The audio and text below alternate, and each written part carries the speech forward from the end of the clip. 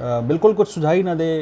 होता है कि जब आप टनल से चल रहे हो, एक टनल है उससे आप चल रहे हैं और बिल्कुल जब आपको कुछ सुझाई ना दे, लगे कि अब तो ज़िंदगी ख़त्म होने वाली है, बिल्कुल अंधेरा है, कुछ नहीं दिखाई दे रहा है, उसी समय आपको कहीं ना कहीं से एक रोशनी दिखाई देगी और वो टनल का आखिरी पॉइंट होगा। घर के अंदर रहने वाला, पढ़ने लिखने वाला बच्चा था, तो मुझे ये लगता ही नहीं था कि मैं कमांडो ट्रेनिंग कर लूँगा। मैंने कमांडो ट्रेनिंग भी की है। और बाकी आप अगर ये क्रेज सोच कर आ रहे हैं कि नीली बत्ती मिल जाएगी और शू शू करके घूटर बजाते हुए हम निकलेंगे, उसमें बड़ा मज़ा आएगा, तो मैं सही बताऊँ कि मज़ा भी नहीं आता है।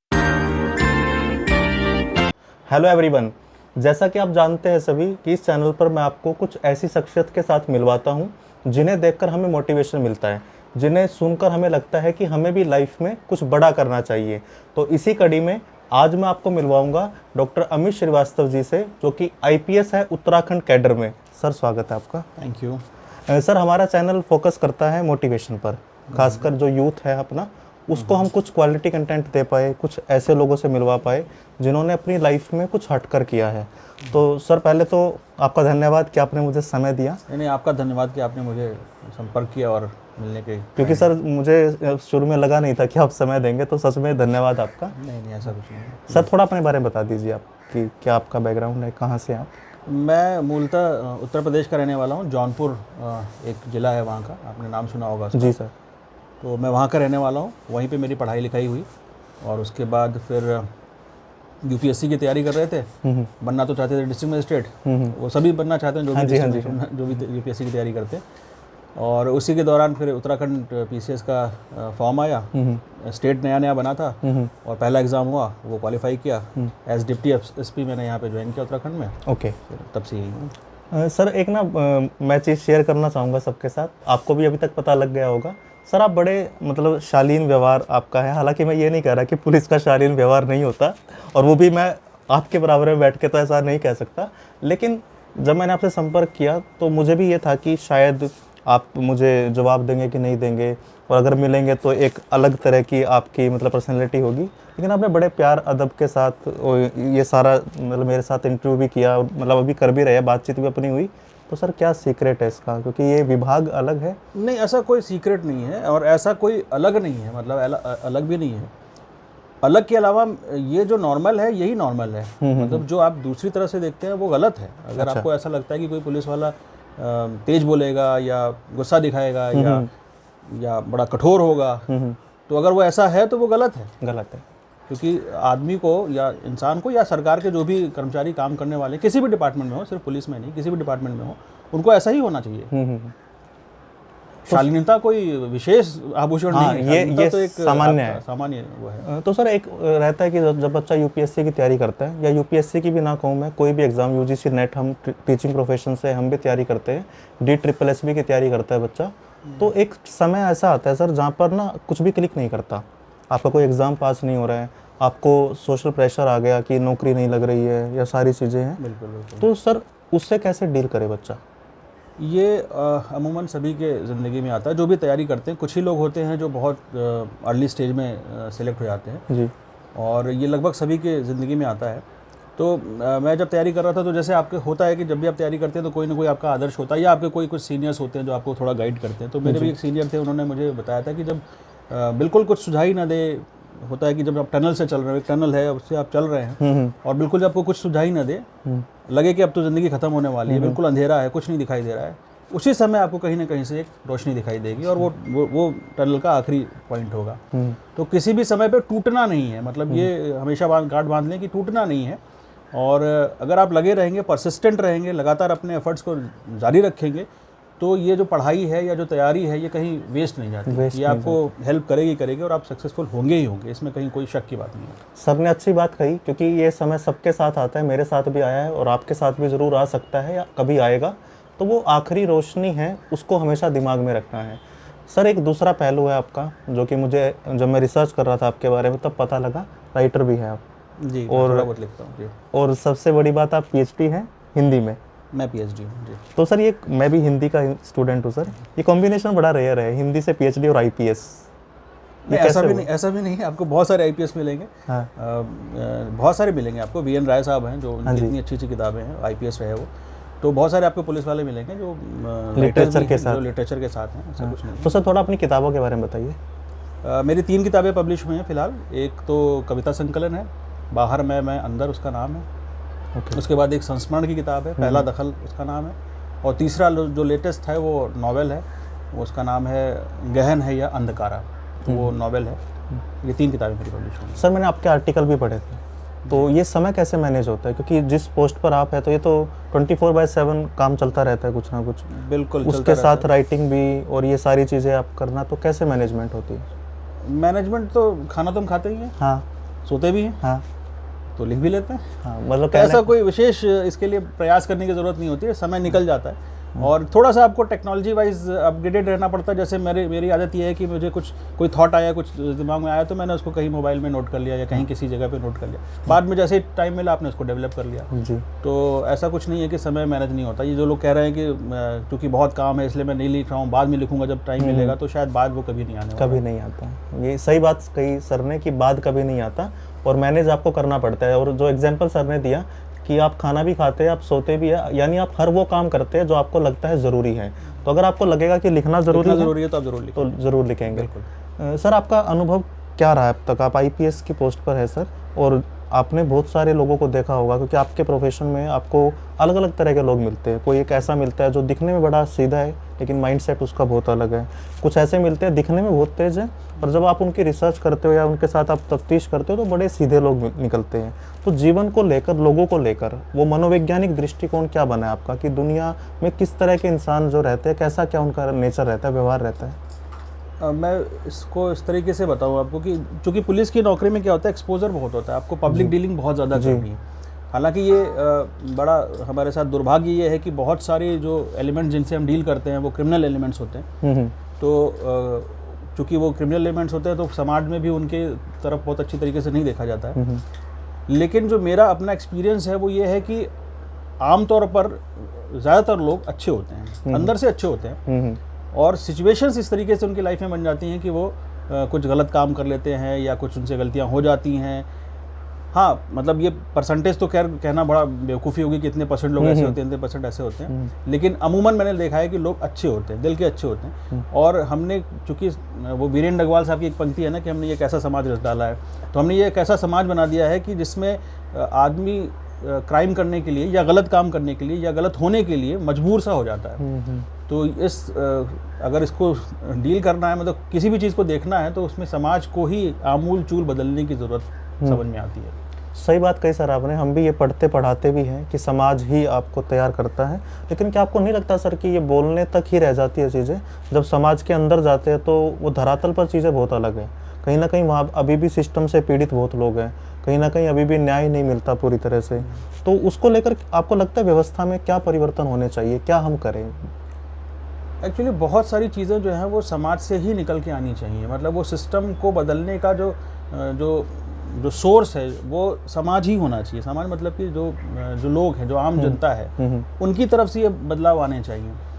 आप ये सोचिए कि कोई सिस्टम में बैठा हुआ आदमी बहुत बदलाव कर देगा तो वो होगा नहीं। इतना बड़ा सिस्टम है कि आप एक छोटे से नट की तरह हैं, एक बड़ी मशीन के एक छोटे से नट की तरह है। तो आप अपने आसपास की चीज़ें तो ठीक कर सकते हैं, बट आप कहिए कि पूरा सिस्टम बदल देंगे तो ये बहुत मुश्किल है। तो उसके लिए जो डिमांड है वो समाज से आनी चाहिए, जो रास्ता है वो समाज को दिखाना चाहिए।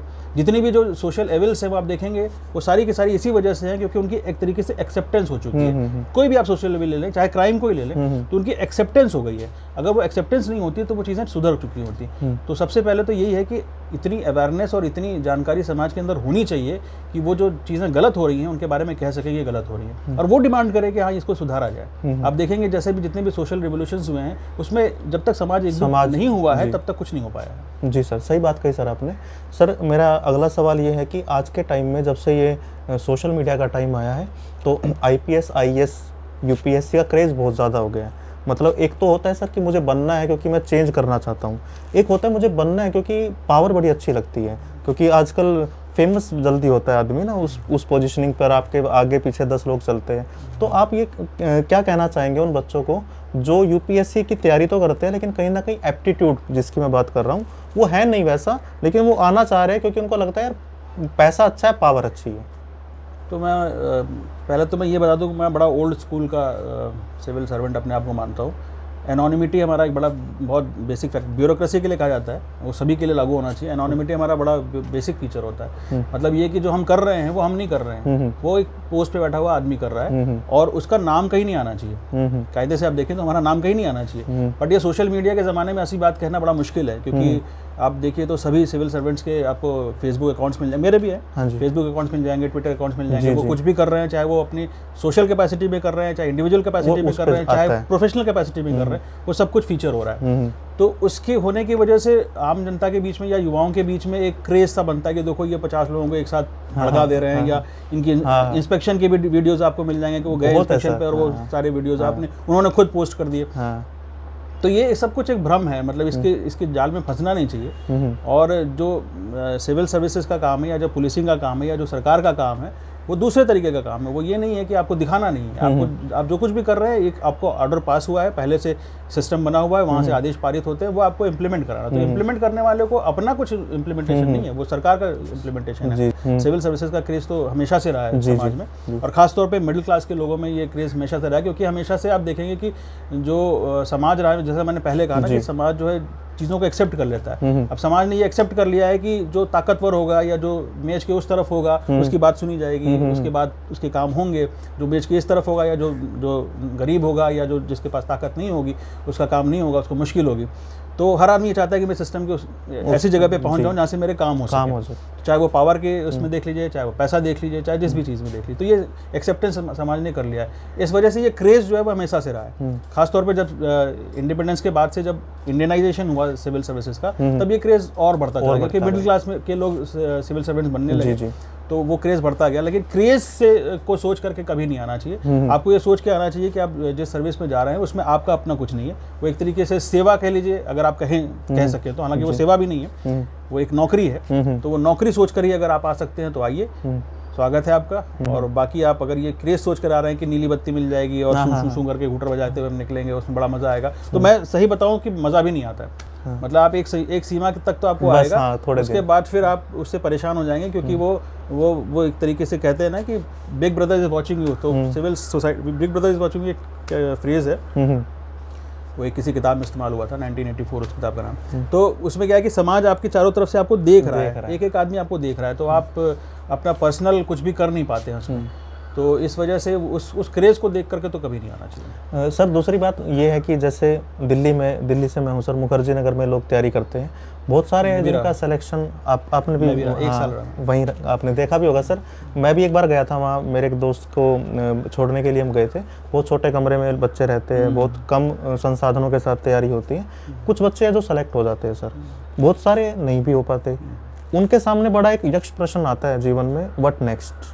तो उनके लिए तो बड़ा बेसिक सी चीज़ है कि ये एंड ऑफ लाइफ नहीं है। मतलब सिविल सर्विसेज तो ये आपका एक जरिया हो सकता है, ये कोई एंड नहीं है, ये कोई आपका लक्ष्य होना भी नहीं चाहिए। आपको एक अच्छा इंसान बनने का लक्ष्य रखना चाहिए, या एक सक्सेसफुल, अगर आप कहें व्यावहारिक शब्दों में, तो सक्सेसफुल इंसान बनने का होना चाहिए, या एक ऐसे इंसान का होना चाहिए जो ज़्यादा से ज़्यादा लोगों से संपर्क कर सके, ज़्यादा से ज़्यादा लोगों को फायदा पहुँचा सके। तो सिविल सर्विसेज एक जरिया हो सकता है। आप यूपीएससी की तैयारी कर रहे हैं, सिलेक्ट हो गए, बहुत अच्छी बात है, आपने उस रास्ते को चुन लिया।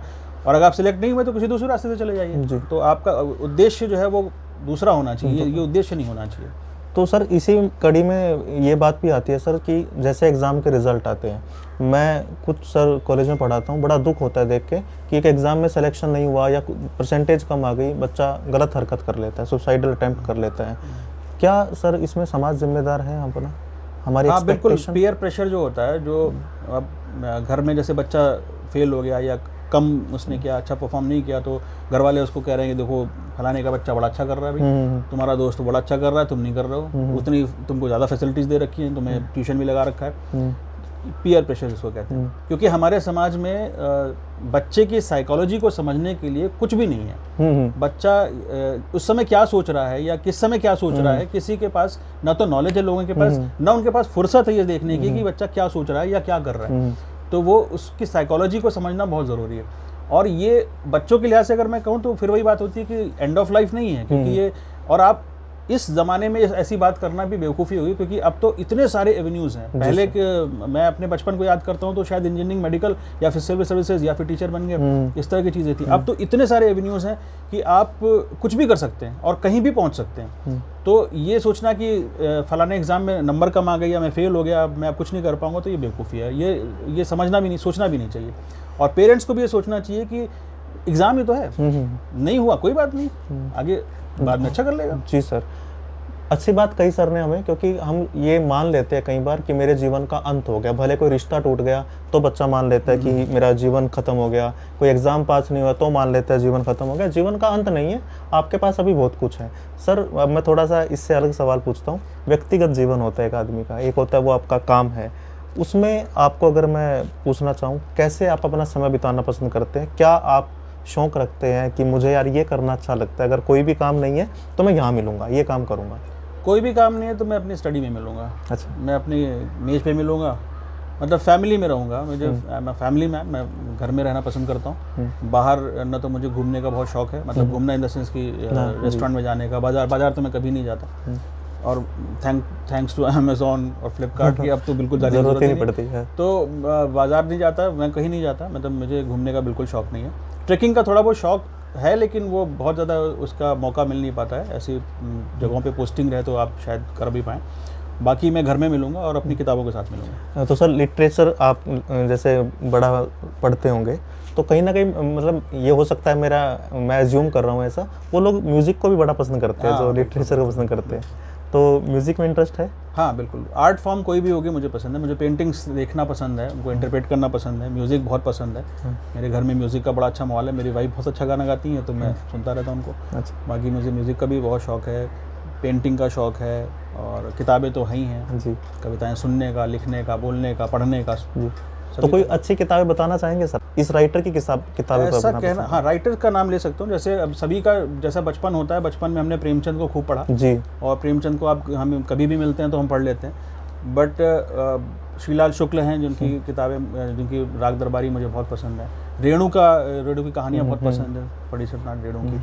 और अगर अब लेटेस्ट एकदम से अभी की बात करें तो मैंने अभी जस्ट लपू झन्ना पढ़ी है, अशोक पांडे की किताब है वो, और वो बहुत शानदार किताब है। युवाओं को उनको पढ़ना चाहिए क्योंकि उनको अपने बचपन में ले जाएगी वो किताब। और अलेजेंड्रो ज़ाम्ब्रा है एक चिली के राइटर, उनकी किताब मुझे बहुत पसंद है। उनकी 2-3 किताबें अभी आई हैं, एक बोनसाई थी, एक वेज ऑफ गोइंग होम है। तो ये सब किताबें मुझे पसंद हैं जी। सर एक आदमी की नौकरी की उम्र रहती है, उसके बाद की वो प्लानिंग करना शुरू कर देता है कि अब मेरा ये काम हो गया यहाँ तक का, उसके बाद मैं अपने जीवन को ऐसे देखता हूँ, मैं यहाँ रहना चाहूँगा। जैसे अगर हम लोग बात करें दिल्ली से हैं तो हमें लगता है हम देहरादून, ऋषिकेश यहाँ पे रहना चाहेंगे। आप यहीं पर है, आपको क्या लगता है कि रिटायरमेंट के बाद के प्लान क्या है जीवन में? एक्चुअली मैं ज़िंदगी को इतनी सीरियसली लेता नहीं हूँ। मैं अपने आप को भी इतनी सीरियसली नहीं लेता हूँ। मैं बड़े फॉर्मल तरीके से बात कर रहे हैं, मैं इतने अपने आप को इतने सीरियसली लेता नहीं हूँ। मतलब अभी कभी सोचा नहीं कि कहाँ जाएंगे, क्या करेंगे, क्योंकि वो जैसा जैसा चलता जाता है वैसा वैसा होता है। हाँ वैसा वैसा होता जाता है, बहुत ज़्यादा कुछ नहीं। बट हाँ ये है कि मुझे रहना पसंद है घर के अंदर। तो मेरा घर छोटा सा, कहीं भी हो, जहाँ भी हो, छोटा सा घर हो तो मैं उसमें रहूँगा। वो देहरादून हो, दिल्ली हो, जौनपुर हो, लखनऊ हो, मैं कुछ कह नहीं सकता। हालांकि बड़े शहर मुझे पसंद नहीं, ये मतलब ये कह सकता हूँ, कहने में कोई गुरेज नहीं है कि बड़े शहर मुझे पसंद नहीं, छोटे शहरों में रहना अच्छा लगता है। सर हमें ना ज़्यादातर स्टूडेंट देखते हैं, और स्टूडेंट भी उस एज ग्रुप के जो 12th के बाद है वो ज़्यादा देखते हैं इस चैनल को। उनके लिए कुछ आप 2-3 चीज़ें बताना चाहिए जीवन को लेकर कि उन्हें क्या ध्यान रखना चाहिए? पहली चीज़ तो ये कि जो मैंने पहले कहा कि एंड ऑफ लाइफ कुछ भी नहीं होता। ज़िंदगी बहुत बड़ी है और बहुत बड़ी है, मतलब आप सोच भी नहीं सकते कि आपका जो मेंटल इलास्टिसिटी है या फिजिकल इलास्टिसिटी वो कितनी है, आप नहीं जानते। जैसे मैं पुलिस ट्रेनिंग में जाने से पहले मैंने बताया कि मैं घर के अंदर रहने वाला, पढ़ने लिखने वाला बच्चा था, तो मुझे ये लगता ही नहीं था कि मैं कमांडो ट्रेनिंग कर लूँगा। मैंने कमांडो ट्रेनिंग भी की है। तो आपकी फिजिकल जो इलास्टिसिटी है, आप कहाँ से कहाँ तक खिंच सकते हैं, ये आपको नहीं पता है। तो ये सोचना ही नहीं चाहिए कि यार ये नहीं हो रहा है तो कैसे होगा, ये सोचना बिल्कुल बेवकूफ़ी है। आप बहुत कुछ कर सकते हैं, बहुत आराम से कर सकते हैं। बस अपने दिमाग पे और अपने शरीर पे भरोसा रखिए, अपने मन पे भरोसा रखिए, अपने मन पे और शरीर पे और दिमाग पे कंट्रोल रखिए। आपका अपना कंट्रोल होना चाहिए। आपने सोचा कि मुझे ये करना है तो आप कर लेंगे। तो सर ने बड़ी अच्छी बात बताई, क्योंकि कई बार हमारे शरीर की लिमिट से पहले हम दिमाग में एक अपनी बाउंड्री बना लेते हैं जो रियल नहीं होती। हम उसे समझ लेते हैं कि इतना ही है, बस मेरी हद इतनी है। लेकिन जब आप करने निकलते हैं तो आपको समझ में आता है आप उससे कई गुना ज़्यादा कर सकते हैं। सर वैसे तो मेरा मन है कि मैं आपसे बातें करता रहूं, लेकिन मुझे पता है आपकी नौकरी ऐसी है कि अभी आपके पास जितना आपने मुझे समय दिया बड़ी बात है मेरे लिए। तो सर लास्ट में जाते जाते अगर आप कुछ अपनी किताबों को लेकर कि उस किताबों का कंटेंट क्या है, क्या उसमें मिलेगा, अगर कोई पढ़ना चाहे थोड़ा सा वो बता दीजिए सर। ये भी बड़ा मुश्किल होता है किसी राइटर से कहिए कि आप अपनी किताब के बारे में बताइए, क्योंकि उसको जो बताना था उसने बता दिया, उसने किताब में लिख दिया जी। लेकिन फिर भी आप कह रहे हैं तो मैं बताऊंगा कि पहली किताब तो कविता संकलन है, बाहर मैं अंदर। उसमें कुछ पुरानी कविताएं हैं जो मैंने जब मैं स्टूडेंट लाइफ में था या जो कॉलेज लाइफ में था तब की लिखी हुई। उसके बाद जो दूसरा संस्मरण है वो शायद आप लोगों को बहुत इंटरेस्ट आएगा पढ़ने में। वो जब मैं सिलेक्ट हुआ उसके बाद जो ट्रेनिंग एकेडमी में गया तो ट्रेनिंग एकेडमी के संस्मरण है, तो वो कैसे एक नौकरी पाने के बाद आप कैसे बनते हैं, कैसे बिगड़ते हैं, उसकी कहानी है। तीसरा जो उपन्यास है वो एक मर्डर मिस्ट्री है। मर्डर मिस्ट्री एज सच नहीं जैसी आपको मिलती है कि वो जैसे आजकल के नेटफ्लिक्स या उस पर आती है किताबें, उस तरीके की नहीं है। बट वो आपको पढ़ने में मज़ा आएगा क्योंकि उसमें एक तो सटायर फॉर्म में है, ह्यूमरस है, और उसमें फिर वो कहानी इसी तरीके से है कि एक सरकटी लाश मिली है, फिर उसकी इन्वेस्टिगेशन की कहानी है। तो वो मेरा खुद का भोगा हुआ एक्सपीरियंस है, उसको थोड़ा सा मसाला लगा के जैसा करते हैं उस तरीके का है। तो आपको मज़ा आएगा पढ़ने में अगर आप वो पढ़ेंगे। गहन है अंधकारा उसका नॉवेल का नाम है, बाकी सब ऐसे ही है। मैं सर की किताबों के लिंक भी कोशिश करूंगा सर से लेके आप सबके साथ शेयर करूं। तो मुझे इस बातचीत में बड़ा मज़ा आया, और मैं आपको एक ही बात कहना चाहता हूं कि मैं ये इंटरव्यू इसलिए करता हूं कि आप लोगों को शायद रियल जो एक्सपीरियंस है वो आप तक पहुंचा पाऊँ। यही बात अगर मैं बोलता तो इतना सर नहीं करती, यही बात सर ने बताई क्योंकि उन्होंने सारा कुछ अनुभव किया है। और जो सबसे मज़ेदार बात इस इंटरव्यू में निकल कर आई कि कुछ भी लाइफ का अंत नहीं है और आपकी लिमिट आपकी सोच से कई गुना आगे है। उसे थोड़ा सा पुश कीजिए, लगे रहिए, जीवन लंबा है। एक हार का मतलब ये नहीं होता कि आप जीवन में हार गए। आपका एक अटेम्प्ट फेल हो सकता है, आप फेल नहीं हुए। तो इन्हीं सब बातों के साथ और लास्ट में मैं बोल दूं कि इनका भी अटेम्प्ट फेल नहीं हुआ, ये भी लगे रहे और इन्होंने पूरा इंटरव्यू किया मुझे फॉर्मल तरीके से बैठा के। आप भी बधाई के पात्र हैं। नहीं, थैंक यू सर, आपने मुझे समय दिया, क्योंकि मुझे तो सच में जब हम किसी से कांटेक्ट करते हैं तो एक टाइम पे ये रहता है 50-50 चांस रहते हैं सर। वो भी आपका मुझे पता है प्रोफाइल इतना बिजी रहता है, लेकिन उसके बाद आपने समय निकाला सर, धन्यवाद आपको। और बहुत कुछ मुझे सीखने को मिला, बहुत कुछ इनको सीखने को मिला जो भी देखेंगे। और मैं सबको बोलता हूँ इन चीज़ों को सिर्फ सुन के यहाँ नहीं रखना, इन्हें इम्प्लीमेंट करना है। तो आप मुझे कमेंट सेक्शन में बताइए आपको इंटरव्यू कैसा लगा, और सर से कुछ और सवाल आप जानना चाहते हैं वो भी लिखिए। दोबारा फिर मैं सर से समय लेने की कोशिश करूंगा। Thank you sir. Thank you so much.